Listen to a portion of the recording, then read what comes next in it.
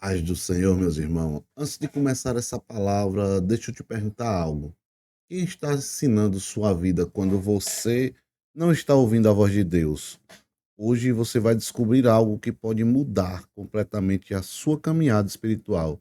E eu te garanto, e essa verdade entrar no seu coração, nada mais será igual. Então, já comenta aqui, Senhor, fala comigo e vamos juntos andar na palavra.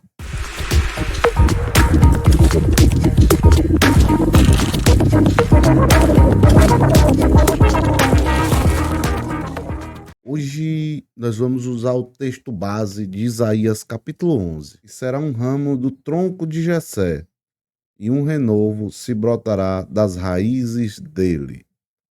E o Espírito do Senhor repousará sobre ele, o Espírito de sabedoria e entendimento, o Espírito de conselho e poder, o Espírito de conhecimento e de temor do Senhor. Oremos para dar início a mais um estudo, a mais uma palavra. Senhor meu Deus, mais uma vez te agradecemos, Senhor, por mais uma oportunidade de falar da tua gloriosa palavra, de poder, Senhor, entender um pouco mais dos teus desígnios para o teu povo, de poder, Senhor, tentar sermos mais próximos de ti, ó Pai. Então, nos direciona nessa pequena dissertação. Desde já te agradeço em nome de Jesus. Amém. Aqui nós temos um dos capítulos mais profundos e inspiradores do livro de Isaías. Esse é um texto que ele aponta para o futuro glorioso do reino do Messias. Isaías 11 aqui, meus irmãos, ele revela uma mensagem de esperança, apontando para a restauração e o governo justo que o Senhor prometeu por meio do seu ungido. Então, nesta passagem, nós veremos as características do seu governo e a transformação que seu reino trará para o mundo. Isaías ele foi inspirado por Deus em um momento de grande escuridão espiritual para Israel. O povo estava afundando em idolatria e injustiça, e a nação havia se desviado dos caminhos do Senhor, não diferente do que vivemos hoje, né?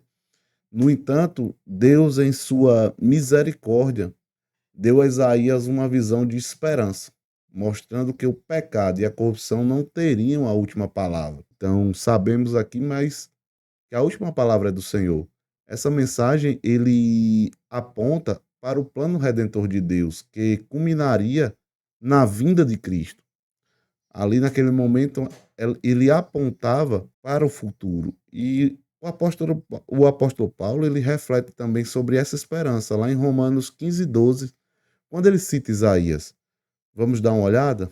E outra vez diz Isaías: haverá uma raiz em Jessé, e aquele que se levanta para reger os gentios, nele os gentios confiarão. Então aqui nós vemos que Deus, através de Isaías, ele nos lembra da sua fidelidade à aliança feita com Davi. Mesmo quando tudo parece perdido, ele sempre preserva um remanescente fiel. Isso é um lembrete de que a esperança em Deus nunca falha. Como lemos, como fala o salmista lá no Salmo 89, verso 34. Meu pacto não quebrarei, nem alterarei o que sai dos meus lábios. Então aqui o cumprimento da promessa em Jesus foi a garantia, é a garantia de que o plano de Deus para a redenção do mundo é perfeito e irrevogável. No capítulo 1 e 2, no versículo 1 e 2 do capítulo 11, Isaías ele começa descrevendo o Messias como rebento do tronco de Jessé. Jessé, o pai de Davi, representa a linhagem real de onde viria o Redentor. O tronco simboliza algo que parecia morto, cortado, mas Deus, em sua soberania, faz brotar uma nova vida. E isso aponta para Jesus Cristo, o descendente prometido que viria da casa de Davi, restaurando a esperança para o povo de Deus. Esse povo que surge do tronco cortado, ele é um símbolo poderoso da ressurreição e restauração. O povo de Israel ele estava como uma árvore caída, mas Deus, em sua graça, fez brotar um Salvador que traria redenção, não apenas para Israel, mas para toda a humanidade. Em Jeremias capítulo 23, verso 5, nós vemos uma confirmação dessa promessa. Eis que os dias vêm, diz o Senhor, em que eu levantarei para Davi um reino justo, e um rei reinará e prosperará e executará juízo e justiça na terra. Então, isso nos ensina que Deus ele é fiel em cumprir suas promessas, mesmo quando a esperança parece perdida. E assim, a tradução, vocês estão vendo, né? Só para reforçar, quando eu coloco na tela, vocês devem ver em cima, tá lá o capítulo, o versículo, o capítulo, o versículo, o nome do livro, e a tradução que é a King James, a Brasília King James, fiel a 1611. É uma tradução que eu gosto, então é a tradução que eu estou usando. Cada um usa a tradução que mais se aproxima da sua, do seu entendimento. Agora, claro, usem várias versões, busquem o texto, o mesmo texto em várias versões. Agora, claro, todos temos uma versão que gostamos mais, que a usamos mais. Então, o Espírito do Senhor, que repousa sobre o Messias, confere a ele sabedoria, entendimento e poder para governar. Esse Espírito ele também está disponível para nós, como seguidores de Cristo, para nós nos capacitar em nossas jornadas de fé. Jesus ele prometeu enviar o Espírito Santo para nos guiar e nos dar entendimento. Em João capítulo 14, verso 26, nós lemos: mas o Consolador, que é o Espírito Santo, que o Pai enviará em meu nome, ele vos ensinará todas as coisas e vos trará à lembrança todas as coisas, tudo quanto eu vos tenho dito. Então aqui nós vemos que o mesmo Espírito Santo que repousava sobre o Messias está presente conosco hoje, guiando-nos em sabedoria e discernimento. Já no capítulo 11, do verso 3 ao verso 5, vai falar sobre o governo justo do Messias. O texto ele continua dizendo que o Messias ele não julgará segundo a vista dos seus olhos ou segundo o ouvir dos seus ouvidos. O que isso significa? O Messias ele não será influenciado por aparências ou circunstâncias superficiais. Ele julgará com retidão, usando um padrão perfeito de justiça. Onde há opressão, ele trará libertação. Onde há corrupção, ele trará santidade. Essa justiça perfeita é um reflexo do caráter de Deus. Não faz acepção de pessoas. Vemos lá em Romanos 2,11. Porque não há acepção de pessoas para Deus. Então aqui em Romanos 2,11 fica claro que Deus não faz acepção de pessoas. O julgamento de Cristo ele é baseado na verdade e na retidão. E não em aparências ou falsidades, né? Em João 7,24, Jesus ele vai nos trazer uma advertência sobre essa questão do julgar, e vai falar que não julgar segundo a aparência, mas julgar conforme a reta justiça. Vamos dar uma olhada? Não julgueis segundo a aparência, mas julgai segundo o reto juízo. Assim como o Messias, somos chamados a buscar essa mesma justiça em nossas vidas diárias, procurando agir com integridade em todas as nossas decisões. Além disso, a justiça do Messias trará alívio para os pobres e oprimidos. A palavra de Deus continuamente destaca o cuidado especial que o Senhor tem pelos seus vulneráveis. No Salmo 72, verso 12 e 14, uma profecia messiânica que lemos. Vamos dar uma lida lá. Verso 12: pois ele livrará o necessitado quando ele clamar, também o pobre e aquele que não tem ajudado. Ele poupará o pobre e o necessitado e salvará as almas dos necessitados. Verso 14: ele resgatará a sua alma do engano e da violência, e precioso será o seu sangue à sua vista. Então, isso aqui nos ensina que o coração do Messias é profundamente inclinado à justiça social e ao cuidado com os marginalizados, indo totalmente de encontro que o mundo quer que você acredite e quer pregar. Os cristãos são avessos a esse tipo de justiça social, de cuidado, mas o Messias mesmo nos deixa aqui que aqueles necessitados que o clamar, ele os ajudará. Continuando, o verso 6, do verso 6 ao verso 9 de Isaías 11, vai falar sobre a transformação e a paz do reino do Messias, onde vai dizer que essa terceira parte deste capítulo vai nos apresentar uma visão maravilhosa. O mundo será transformado de maneira tão radical que até a natureza será afetada. Isaías nos dá imagens poderosas. O lobo habitará com o cordeiro, e o leopardo se deitará com o cabrito, e até uma criança pequena brincará perto de cobras venenosas sem medo. Essa transformação ela aponta para a completa redenção e reconciliação que Cristo trará ao mundo. O apóstolo Paulo ele fala sobre essa redenção da criação em Romanos capítulo 8, o verso 19 ao 21. Vamos dar uma olhada, né? Verso 19. Porque a ardente expectativa da criatura espera pela manifestação dos filhos de Deus. Porque a criatura ficou sujeita à vaidade, não voluntariamente, mas por causa do que o sujeitou em esperança. Porque a própria criatura também será libertada da servidão, da corrupção, para a gloriosa liberdade dos filhos de Deus.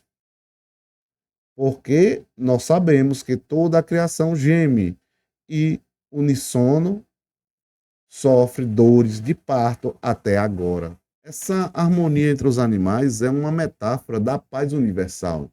Entenda, o profeta Isaías ele usava, como todos os outros, usava algo que estava ao seu alcance para o entendimento daqueles que o ouviam. Essa paz universal que o governo de Cristo trará, tanto entre os homens quanto entre toda a criação, a paz do reino de Cristo, ela será tão abrangente que a violência e a destruição serão completamente erradicadas. Isaías capítulo 2, verso 4, complementa essa visão ao dizer que e ele julgará entre as nações e repreenderá muitos povos, e eles converterão suas espadas em lâminas de arado e suas lanças em foices.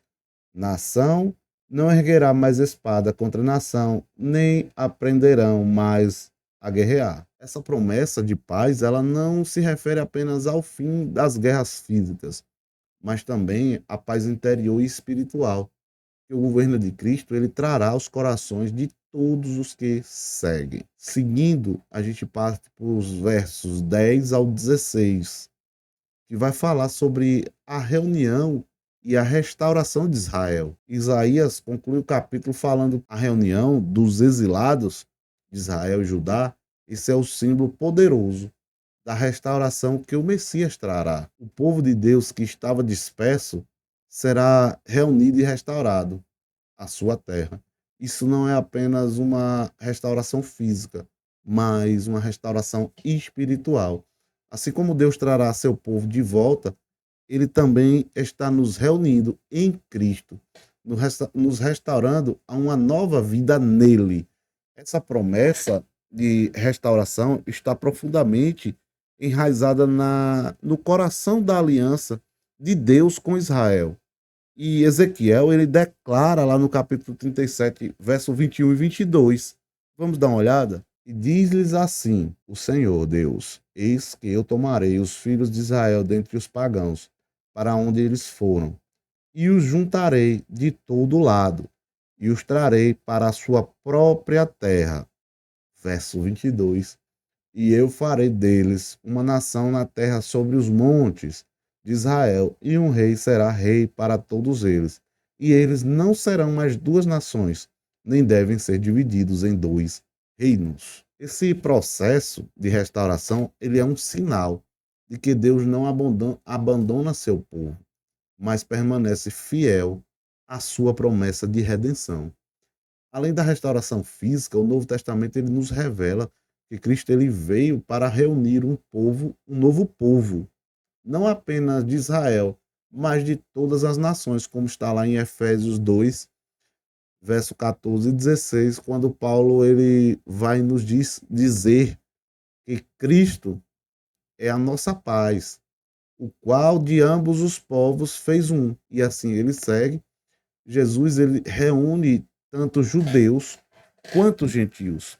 Ele forma um novo povo de Deus chamado para viver em unidade sob seu governo perfeito. Então isso vai nos mostrar que o plano de Deus vai além de Israel, alcançando o mundo inteiro. Isaías 11, ele nos dá essa visão clara do futuro glorioso que nos aguarda no reino do Messias. Ele é o rei perfeito, ungido pelo Espírito, que governará com justiça e retidão. O seu governo, ele trará paz não apenas entre as pessoas, em toda a criação. Hoje, enquanto aguardamos a plenitude do seu reino, somos chamados a viver como cidadãos desse reino, refletindo a justiça, a paz e a fidelidade que o Messias encarna. Enquanto aguardamos a volta de Cristo e o estabelecimento completo do seu reino, devemos lembrar que ele já está reinando em nossos corações. Como lemos lá em Lucas 17:21, nem eles dirão: ei-lo aqui ou ei-lo ali, porque eis que o reino de Deus está dentro de vós. Então, isso significa que, embora aguardemos a plena manifestação do reino, podemos experimentar desde já a transformação e a paz que o Messias promete. Então, essa verdade deve nos impulsionar a sermos agentes de reconciliação e pacificadores, como nos ordena Mateus capítulo 5, verso 9. Abençoados são os pacificadores, porque eles serão chamados filhos de Deus. Então aqui a gente vê, né, que abençoados são os pacificadores e serão chamados filhos de Deus. Isaías também ele profetizou que nós vivemos na esperança de que um dia, lá no capítulo 11, no verso 9, vamos ver o que, é que ele profetizou, de que um dia eles não ferirão nem destruirão em todo o meu santo monte, porque a terra estará cheia do conhecimento do Senhor, como as águas cobrem o mar. Então, essa visão de mundo cheio da glória de Deus nos encoraja a perseverar em nossa missão de compartilhar o Evangelho e viver vidas que reflitam a retidão e a justiça de Cristo. O apóstolo Pedro ele nos exorta a esperar com expectativa esse dia. Lá em 2 Pedro capítulo 3, verso 13, vai falar: mas nós, de acordo com a sua promessa, aguardamos novos céus e nova terra, onde habita a justiça. Então, que essa mensagem ela nos inspire a buscar a presença de Deus em nossas vidas e a proclamar o reino de Cristo em todo lugar. Além de uma mensagem de esperança, essa mensagem também traz uma convocação para que vivamos em conformidade com o caráter do reino que aguardamos. Em Romanos capítulo 13, verso 2 ao 14, Paulo ele vai nos advertir sobre isso. A noite é passada e o dia é chegado. Portanto, rejeitemos as obras das trevas e vistamo-nos da armadura da luz. Verso 13, e nós caminhamos honestamente, como de dia, não em tumultos, nem em embriaguez, nem em orgias, nem em devassidão, nem em contendas e inveja. Verso 14. Mas revestivos do Senhor Jesus Cristo e não façam provisão para a carne, mas cumprir suas cobiças. Da carne para cumprir suas cobiças. Então aqui nós vemos que o reino de Cristo ele está se aproximando e somos chamados a viver como filhos da luz, manifestando o fruto do Espírito em cada aspecto de nossa vida. Se você quer manifestar esse fruto, dessa vez eu vou deixar para você agora no final. Olhe quais são os gomos desse fruto. Está lá em Gálatas capítulo 5, verso 22 ao 23. Vai ser claro. Então, meus irmãos, desde já, se fez sentido para você, deixa um like, se inscreva no canal, compartilhe com outra pessoa para que essa mensagem, esse estudo, essa visão sobre o capítulo 11 de Isaías possa chegar a mais pessoas, pois a Deus ele revela a cada um segundo a sua vontade, não a nossa. Então cada um vai ter um pouco, uma porção diferente para alimentar aqueles que estão sedentos e dar um pouco de água àqueles que estão morrendo de sede, pois muitos estão sedentos, mas não temos levado a água e a comida até eles. Vamos ser discípulos que fazem discípulos, meus irmãos, porque o reino, como o próprio Cristo diz, a seara é grande e poucos são os ceifeiros. Então, Paulo também diz que aquele que é um almeja o episcopado, boa obra almeja. Mas esse episcopado que Paulo fala não é ter cargo na igreja, não, gente. É disseminar o evangelho e disseminar o amor de Cristo pelo mundo, em todos os lugares que você passa. De já agradeço em nome de Jesus. Amém.